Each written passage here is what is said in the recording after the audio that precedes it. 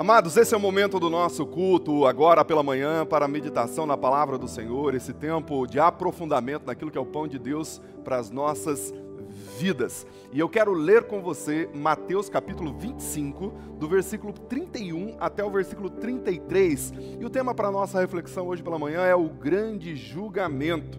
Mateus capítulo 25, versículo 31 diz assim: quando, pois, o Filho do Homem vier na sua glória, e todos os anjos com ele, então assentará no seu trono glorioso, e todas as nações serão reunidas diante dele. E ele separará uns dos outros, à semelhança do pastor que separa as ovelhas dos bodes. E porá as ovelhas à sua direita e os bodes à sua esquerda. Amados, nós estamos estudando as parábolas de Jesus em nossos devocionais, na Trilha da Graça, e entramos nas parábolas do Evangelho de Mateus, especialmente no capítulo 23 ao capítulo 25, que é os finais das parábolas de Jesus. E na última quinta-feira, nós vimos a parábola dos talentos, que faz parte de um conjunto, da trilogia de parábolas, onde Jesus está enfatizando a sua iminente vinda e a necessidade de estarmos preparados para esse evento tão glorioso, esse dia tão mavioso. Assim, após estudarmos essas três parábolas, nós temos diante de nós esse texto, que em tese deveríamos ter estudado na última sexta-feira, mas desejamos trazê-lo para essa ocasião em virtude do tempo mais dilatado para o culto pela manhã. Então, dos versos 31 até o 46, nós só lemos 3 versículos, mas do 31 ao 46, nós temos aqui esse conteúdo do grande julgamento. Alguns estudiosos, por exemplo, não consideram esse texto uma parábola, mas apenas um símile. Eu expliquei para os irmãos, quando começamos a estudar, o que era um símile, o que era uma parábola, enfim, nós explicamos todos os caracteres técnicos desse estudo que estamos fazendo. Porém, eu decidi, a despeito desses que não acreditam que essa é uma parábola por questões técnicas, mas eu decidi utilizá-la para a nossa reflexão agora pela manhã, a fim de que o Espírito Santo edifique os nossos corações e complete aquele conjunto de conteúdos que Jesus está, então, fortalecendo a partir do capítulo 23, onde começamos a ler esses temas. Bom, esse aqui é um daqueles textos bem complexos das Sagradas Escrituras, contendo várias linhas de orientações de interpretação e orientações também escatológicas. Por exemplo, os pré-milenistas vão fazer uma leitura desse texto. Os pós-milenistas farão uma outra leitura. Os amilenistas interpretarão de uma outra maneira e os dispensacionalistas, com todos os desdobramentos dessa linha, também farão outro tipo de leitura desse texto. Então, de saída, eu preciso dizer para vocês que não entrarei em nenhum das nuances dessas interpretações, e nem tampouco colocarei lentes, ou qualquer uma dessas lentes, para a interpretação e a exposição desse texto. Também não entrarei no mérito dos grandes juízos que a Bíblia trata, dentre os quais os 3 maiores, ou os mais famosos, o do trono de Cristo, o juízo das nações e do grande trono branco. Não vou entrar nesse estudo nesse momento, poderemos fazer em uma outra ocasião. De fato, não entrarei nesses meandros. Eu quero, antes de tudo, olhar para esse texto e extrair dele as instruções práticas para as nossas vidas espirituais. Tá ok? Então vejam só, é uma composição daquilo que estamos construindo com os nossos estudos. É claro que esse texto tem um sem número de outros vieses e outras possibilidades de aplicação. Estou fazendo a opção de aplicar no conteúdo ou no conjunto de conteúdo que estamos construindo, tá bom? E assim então nós temos feito a nossa caminhada nos nossos devocionais. Como temos feito, nós vamos continuar nos valendo e nos auxiliando de alguns comentaristas bíblicos, homens de Deus, em especial um que tem sido de grande relevância para nós, que é o William Hendricks, e vamos fazer novamente uso dos materiais dele para a nossa reflexão. Então vamos lá. Percebam que desde o capítulo 24, se você não está acompanhando os devocionais, leia o capítulo 24, mas você vai perceber que desde o capítulo 24, Jesus introduziu o tema da sua segunda vinda e da iminência deste acontecimento. E ao mesmo tempo, ele vem mostrando a necessidade de estarmos preparados para esse tão grande evento. E aí ele deixa claro que o único dia que temos para nos preocupar com as nossas vidas espirituais se chama hoje. Hebreus capítulo 3, no versículo 7, vai dizer que se hoje ouvir a voz do Espírito Santo, não endureçam o seu coração. Por isso, a procrastinação pode ser fatal, pois não sabemos o dia e nem a hora que ele virá, como ele mesmo disse em Mateus capítulo 24, versículo 42, e nem tampouco se vamos amanhecer vivos, se vamos passar desse momento que estamos e continuarmos incólumes. Então Jesus diz que nós precisamos olhar para o dia de hoje com toda a deferência. Então, após contar as 3 parábolas que eu já fiz referência, a do servo bom e fiel, em oposição ao servo mau e infiel, a parábola das 10 virgens, 5 delas eram nécias ou imprudentes e 5 eram prudentes, e também a parábola dos talentos, todas elas, Jesus está apontando para a necessidade, mais uma vez, da vigilância e de termos ou vivermos uma vida digna do nosso Senhor, passarmos por essa vida existindo segundo a vontade de Deus. Agora ele vai mostrar que depois de todo esse desfecho, haverá um dia do grande julgamento. Então ele começa a descrever como será esse julgamento, como será esse dia. E o versículo 31 que fizemos a leitura inicial, ele diz: quando o Filho do Homem vier em sua glória e todos os anjos com ele, então se assentará no trono de sua glória. Veja só a profundidade do que nós temos aqui. Nós temos algo lindo sendo descrito, porém, com a nossa mente finita, não conseguimos jamais imaginar a grandeza deste fato. Pois imagine só, o Filho de Deus, aquele que ocupava o trono da glória diante do Pai, é quem efetivamente conhece o que é glória. Nós temos uma suspeição do que é glória, nós temos algumas imaginações, mas quem está dizendo que virá num trono, aliás, virá de maneira gloriosa e se assentará num trono de glória, é aquele que conhece de fato o que é glória, é o próprio Jesus Cristo. Então imagine como será essa aparição apoteótica.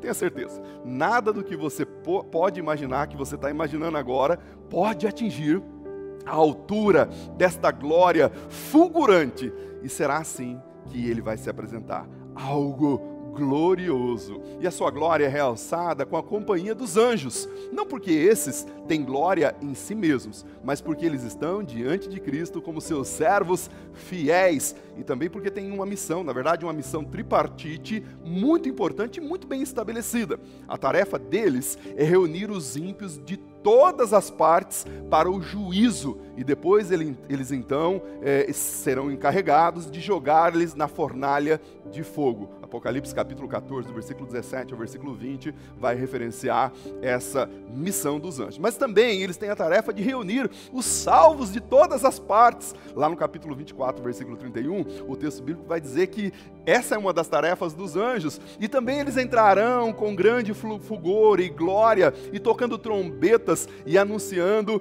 a chegada do Rei. Sim, os anjos acompanharão o Messias, acompanharão o Cristo, o nosso Redentor e o nosso Resgatador.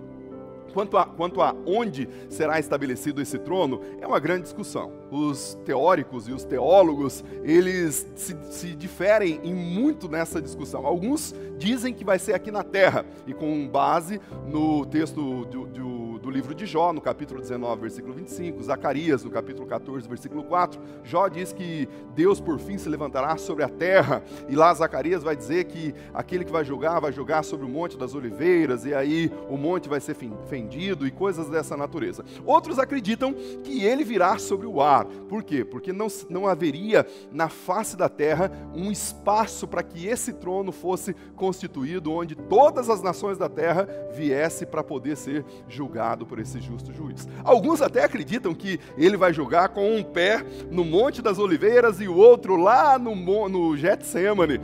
E não importa qual é a geografia, onde isso acontecerá. Se vai ser aqui no Monte das Oliveiras, no Getsemane, ou onde quer que seja, o mais importante é saber que ele virá, e virá com poder e glória para julgar as nações, e todo olho verá a chegada do Messias, a chegada do Cristo, a chegada do justo juiz, do Quírios, e do Senhor. E o texto continua então no versículo 32, e ele vai dizer o seguinte: e diante dele serão reunidas todas as nações da terra, e separará umas das outras, como o pastor separa as ovelhas dos bodes. Percebam que o texto mostra a imparcialidade desse dia de julgamento. Nós não temos aqui uma nação mais importante que a outra. Não haverá aqui a possibilidade de bravatas e de carteiradas, do tipo assim: você sabe com quem está falando? Eu faço parte da nação de primeiro mundo, eu faço parte da nação mais evoluída intelectualmente, ou da nação mais glamurosa da face da terra.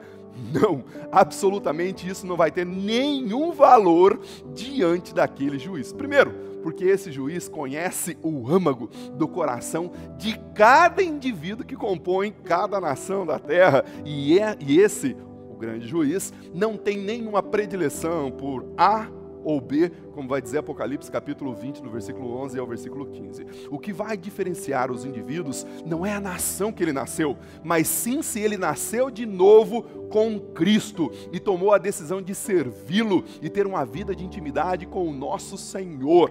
E aí, o texto vai prosseguindo e diz que neste momento o grande juiz fará uma separação que somente ele pode fazer. Será uma separação das ovelhas e dos bodes. Vejam, uma separação muito parecida ou muito semelhante com aquela do joio e do trigo. E aqui Jesus não está de maneira nenhuma preterindo ou maculando a imagem do bode ou do animal bode, e sim usando essa figura onde demonstra o comportamento de cada um desses animais para referir-se a essa divisão. É normal, por exemplo, durante o dia, ou era normal naquela ocasião, que Jesus está discursando para a sua plateia, é normal que durante o dia as ovelhas e os bodes se misturem. Eles ficam juntos o dia inteiro, eles se alimentam da mesma comida, tomam a mesma água e inclusive têm o mesmo pastor.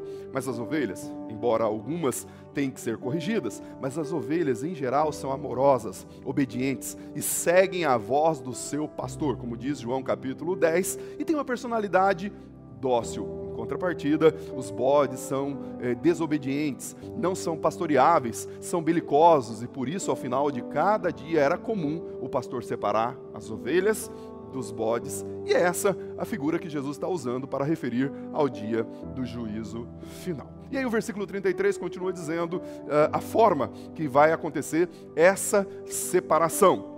E o texto diz para nós o seguinte: e porá as ovelhas à sua direita e os bodes à sua esquerda. Bom, os que andam na luz então, os que viveram para a glória de Deus, fazendo o bem não importando a quem, sem segundas intenções, estarão à sua direita e serão chamados de ovelhas do Supremo Pastor.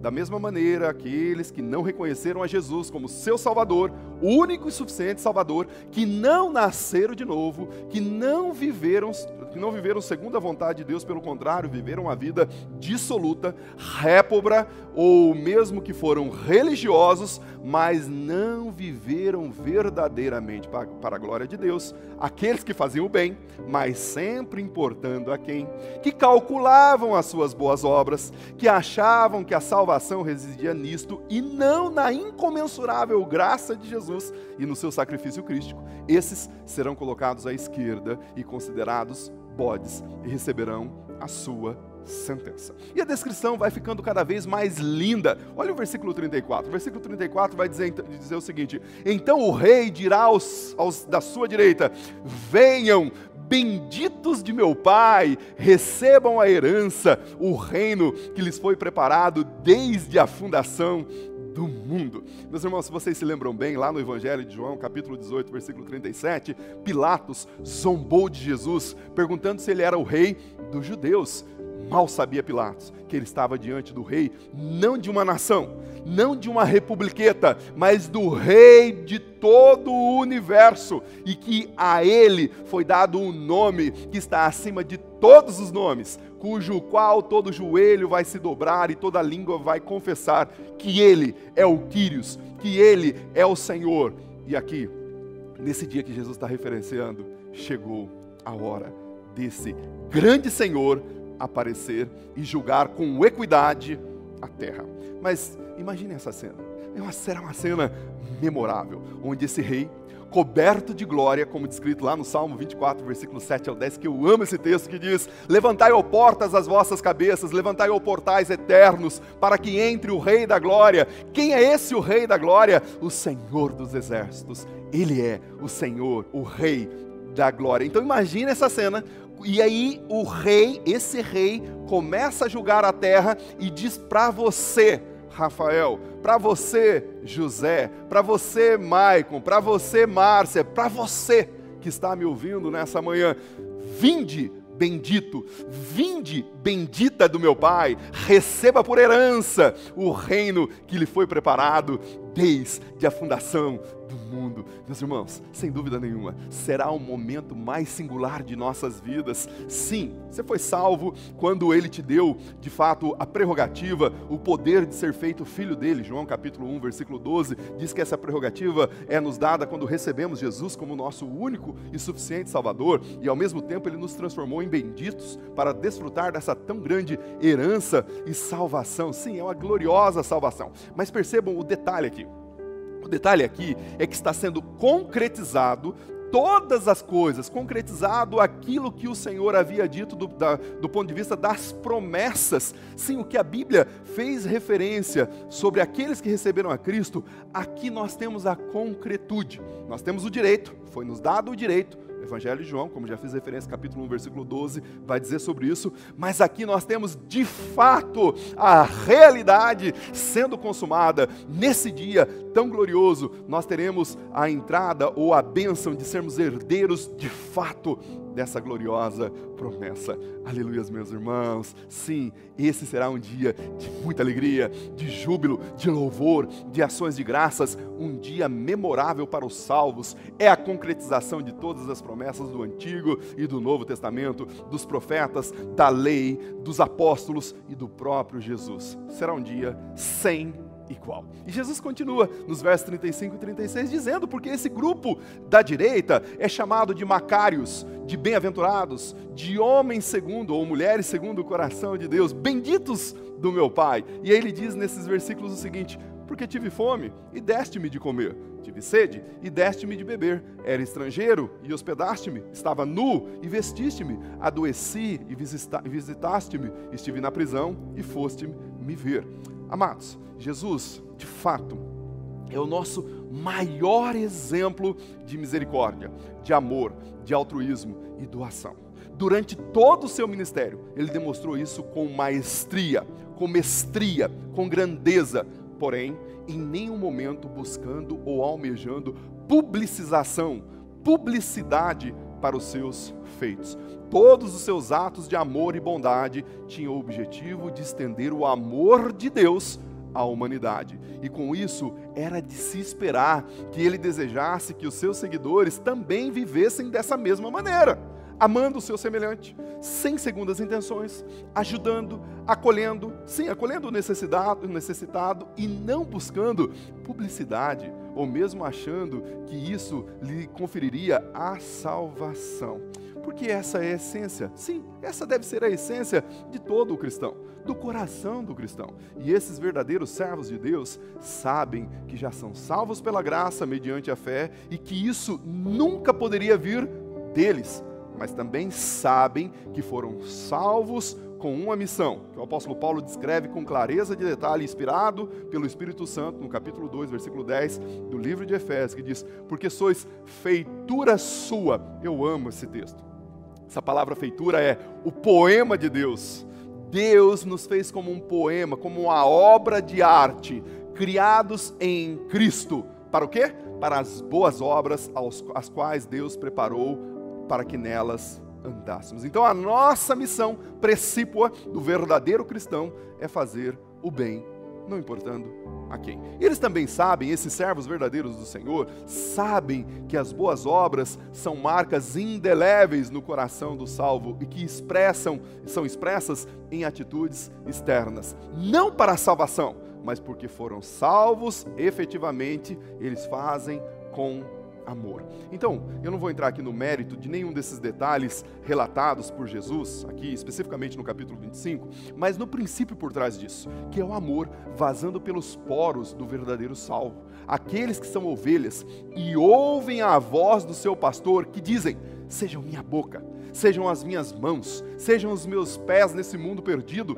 cuidando, acolhendo, amando, levando. Sim, de fato, sejam Jesus, pequenos cristos, cristianos nesse mundo. Essas ovelhas fazem isso naturalmente, sem ao menos perceber, pois está impresso nos seus corações o amor pelo próximo, sobretudo o amor pelo seu Deus. E fica evidente isso quando o texto vai mostrar que eles fizeram essas obras não forçosamente. Não, eles não fizeram impulsionados por algo externo. Olha o versículo 37 e o versículo 39 vai dizer: Senhor, quando te vimos com fome e te demos de comer? Ou quando te vimos com sede e te demos de beber? Quando te vimos estrangeiros e te hospedamos, ou nu e te vestimos? Ou quando te vimos enfermo ou na prisão e fomos visitá-lo? Percebam que o realce da beleza dessa cena é que esse grupo não fez o que fez com a pretensão de angariar algum louro diante do Senhor. Não havia busca de publicidade ou mesmo segundas intenções. Eles nem sabiam que o que tinha feito essas coisas, pois fizeram a partir da vida que tinham com Deus e não por performance. Não! O que estava no coração deles era de fato fazer a vontade de Deus. E assim deve estar e permanecer o nosso coração. Devemos viver inteiramente para Deus, sem jamais esperar que os nossos atos de bondade sejam alguma coisa. Pelo contrário, nós só somos capazes de realizá-los porque Ele nos capacita, e assim devemos permanecer. Percebam que Jesus não está realçando a questão das obras para a salvação, e sim o que está no coração destas pessoas, que era uma vida totalmente entregue ao seu Senhor. Somente aquele que vive em santidade e entrega verdadeira ao Senhor pode se portar desta maneira. Qualquer ato de bondade que reverbere em verdadeira, note o sublinhar, verdadeira vida, tem por trás o princípio da vida de Deus. Percebam que eu sublinhei verdadeira vida, pois é possível fazermos aparentes atos de bondades e o nosso coração estar longe, diametralmente oposto ao coração de Deus ou à vontade de Deus. E isso é o que nós vamos ver logo a seguir no outro grupo de pessoas. Irmãos, num certo sentido, todo ato verdadeiro de bondade tem origem em Deus e o seu destino também é para Ele. É Deus que coloca no nosso coração, nós fazemos ao nosso redor, mas o retorno é para o coração de Deus. Pois quando agimos com amor, Ele, que é o perfeito amor, é quem nos inspira para agirmos assim. Quando agimos com bondade, Ele, que é a perfeita bondade, é quem nos inspira para agirmos assim. O mesmo acontece quando agimos com justiça, pois Ele é plena justiça, o justo juiz. Por isso, a resposta de Jesus no versículo 40 enaltece o comportamento dessas pessoas sem os inchar com orgulho próprio. Ele diz: eu lhes asseguro, tudo quanto fizeram a um desses meus irmãos, foi a mim que fizeram. Mais uma vez, fica evidente que Jesus não está interessado em que façamos coisas para Ele, e sim que vivamos para a sua glória, porque quando vivemos para a sua glória, as boas obras são pura consequência. E o princípio de 1 Coríntios capítulo 10, versículo 31, quando o apóstolo Paulo diz: quer comais, quer bebais, ou quer façais qualquer outra coisa, façam para a glória de Deus, aqui é efetivado em nossas vidas. Mas agora, a cena que era linda, era gloriosa, ela se torna dramática, drástica e triste, quando Jesus ele vai se dirigir ao segundo grupo, no versículo 41. Então ele diz: então fará também aos da sua esquerda, dizendo: afastem-se de mim, malditos, para o fogo eterno, preparado para o diabo e para os seus anjos. Essa palavra, irmãos, é duríssima, pois a primeira expressão dela já é o pior de todos os julgamentos. Imaginem Deus dizendo para você: afaste-se de mim. Irmãos, estar longe de Deus um dia sequer é algo horrível, porém estar longe da sua presença por toda a eternidade é algo impensável. E esse será o destino deste grupo. Em oposição aos benditos do primeiro grupo, Jesus vai usar o termo malditos e aponta o lugar onde eles vão residir. E vejam que esse lugar não foi criado para o ser humano, mas sim para o diabo e os seus asseclas, os seus anjos. Porém, por ocasião desse julgamento, esses que rejeitaram a Deus ocuparão esse lugar. E ao invés de desfrutarem a presença maviosa de Deus eternamente, contarão com a presença ou com a companhia do diabo e os seus anjos, naquele lugar de profunda angústia, profundo sofrimento e profunda dor. Essas pessoas que conheciam o caminho, como descrito lá em Lucas capítulo 12, o rejeitaram e trocaram a alegria da vida eterna do lado de Deus pela angústia, o sofrimento eterno do lado do diabo e os seus asseclas. A Bíblia diz que esse lugar para onde essas pessoas serão levadas é o lugar onde o bicho não morre, o fogo não se apaga. Marcos capítulo 9, 48 em diante. É um lugar horrível, é um lugar guardado para esse fim. Está aguardando esse segundo grupo de pessoas. Por isso Jesus foi tão severo no capítulo 23 e ele mostra com tanta vividez de detalhes no capítulo 24 a necessidade de aplacarmos o nosso coração. E por que o destino desse grupo é o inferno? Vejam que Jesus vai dizendo dos versículos 42 e 43. Porque tive fome e não me deste de comer, tive sede e não me deste de beber, sendo estrangeiro não me recolhestes, estando nu não me vestiste, estando enfermo e também na prisão não me visitastes. Note aqui que a descrição tanto do versículo 42 e 43 é quase idêntica com os versículos 35 ou 36. Foi o que fizeram ou deixaram de fazer que colocaram cada grupo no seu lugar. Porém, meus irmãos, a questão maior não é a ação externa, embora Jesus esteja falando de obras externas, mas a maior questão não é a ação externa, e sim na condição do coração dessas pessoas. E à medida que esse texto vai discorrendo, fica claro o que habitava no coração deste segundo grupo, dos que rejeitaram ao Senhor. Outro detalhe digno de nota é que nós não vemos aqui grandes pecados, ou pecados que comumente colocamos no mais alto corifel. Jesus poderia ter falado: olha, vocês vão para o inferno porque são idólatras, são homicidas, dados a todos os tipos de vícios de todas as naturezas. Enfim, ele poderia ter listado uma grande lista de pecados daqueles hediondos que nós consideramos hediondos. Vejam só, com isso, parênteses aqui, eu não estou isentando esses pecados. Aliás, Jesus falou sobre eles lá em Mateus capítulo 15, versículo 19 em diante, e não aliviou ao tratar dessa questão. Então não estou aliviando essa questão, mas perceba que aqui o caso é diferente. Ele não está falando do pecado, ele está falando do pecado interno do coração dessas pessoas, que projetou-se e se manifestou na negligência externa. O ponto principal é que essas pessoas não tinham o Senhor como supremo pastor, pois se assim fosse, jamais eles estariam nessa condição.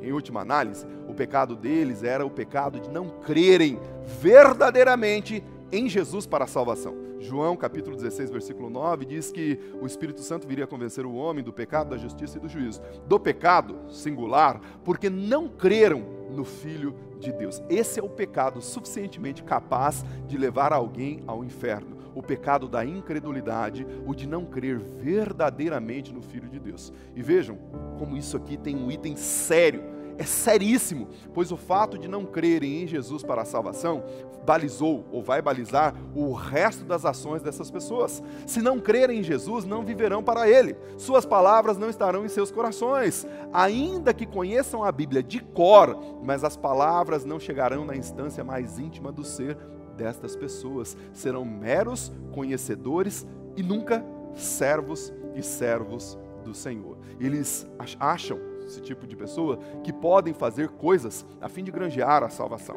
São até bonzinhos, mas sabemos que a bondade, fazimento de coisas externas não é o suficiente ou suficientemente capaz para conferir salvação. E percebam como essa mentalidade certamente ocupava os seus corações, pois ao receberem o julgamento, logo pediram satisfação. Olha a audácia, eles pedem satisfação ao justo juiz e perguntam: Senhor, quando te vimos com fome, ou com sede, ou estrangeiro, ou nu, ou enfermo, ou na prisão, e não te servimos. Como pode? Nós fizemos tudo, fomos bons, agimos de forma ilibada, não matamos, não roubamos, enfim, nós temos todo o direito de estar no paraíso. Quem sabe eles de fato poderiam dizer ao Senhor assim: chame um supervisor. Será que não tem alguém aí superior ao Senhor? Eu quero falar com ele, quero falar com o dono. Será que não é possível molhar a mão do porteiro do céu? Ou fazer mais alguma coisinha aqui? Porque estamos dispostos a fazer o que for para entrarmos no paraíso. Mas irmãos, será tarde demais. Não tarde demais porque fazendo alguma coisa eles poderiam, mas de fato será tarde demais para cuidar do coração. E vejam o abismo ou o abismal contraste no caso das ovelhas e no caso dos bodes. Pois as ovelhas, essas ficaram espantadas verdadeiramente, pois não fizeram nada esperando recompensa, não tinham uma caderneta de anotações dos benfazejos realizados por eles, simplesmente viviam para a glória do seu Senhor. Já no caso desse segundo grupo, o espanto foi porque eles fizeram muito. Quem sabe eles poderiam computar, eles poderiam declinar uma lista de benfazejos externos diante do juiz, todos os atos de bondade, de misericórdia que eles realizaram. Mas Jesus continua dizendo no versículo 45, e eu lhes asseguro, tudo quanto não fizeram a um desses meus pequenos, a mim não fizeram. E aí o versículo 46 ele diz, e estes irão para o castigo eterno, mas os justos para a vida eterna. Em outras palavras, esses tiveram a mesma oportunidade que o primeiro grupo, de viver uma vida verdadeiramente para o seu Senhor, mas não o fizeram. Negaram a Jesus com as suas vidas, e o lugar de vocês, diria Jesus, está reservado longe de mim, enquanto as minhas ovelhas receberão a vida eterna, entrarão e desfrutarão da alegria do seu Senhor. Irmãos, eu quero concluir a nossa reflexão hoje pela manhã dizendo o seguinte, dizendo algo para o seu coração, mostrando o que está por trás aqui de toda essa colocação, as colocações que estão expostas diante de nós. Primeiro, Jesus não nos julgará com base no que amealhamos aqui na terra. Não nos julgará com base no poder ou influência que você exerce do ponto de vista social, na casa que você mora, no carro que você dirige, na altura que você alcançou na esfera profissional. Não, o julgamento terá como base o nosso coração diante do Senhor. Como vivemos para Ele, se as nossas vidas o glorificam, se as nossas vidas apontam para Deus. E percebam, sim, percebam que a grande diferença dos dois grupos não estava tanto no que fizeram ou deixaram de fazer, no que se refere às ações mecânicas. Claro, Jesus está falando de atos de bondade, mas aqui as ações mecânicas, e sim na questão da motivação do coração dessas pessoas, desses homens e dessas mulheres, pois os que foram recebidos pelo Pai e chamados de bendito, fizeram o que fizeram por amor. O que pulsava em seus corações era a vida de Deus e o desejo ardente de fazer a sua vontade. Eles não fizeram nada buscando a salvação, absolutamente nada, porque eles estavam salvos e queriam viver verdadeiramente para Deus, é que fizeram o que fizeram sem esperar nada, absolutamente nada em troca, pois o maior de todos os presentes deles era, ou já havia sido recebido, que era o Filho de Deus salvando a sua vida. Por isso, meus irmãos, os atos de bondade deste grupo apenas revela o coração quebrantado, contrito, entregue ao seu Senhor. Queridos, vivamos assim, e totalmente, de maneira totalmente entregue a Deus, fazendo a sua vontade, sim, fazendo totalmente a sua vontade. Se assim vivermos, podemos ter a certeza que nesse dia ouviremos: venham, vocês que são benditos de meu Pai, recebam por herança o reino que lhes foi preparado desde a fundação do mundo. Esperamos todos ouvir essas palavras, mas o que Jesus está orientando desde o capítulo 23, quando ele fala dos ais, especificamente para aquele grupo, e depois no capítulo 24, o que ele está orientando é: vigie o seu coração. Veja o que está no seu coração, porque ele vem, ele vai buscar a sua igreja, ele virá. E como estará o seu coração, as motivações do seu coração? Deus te abençoe.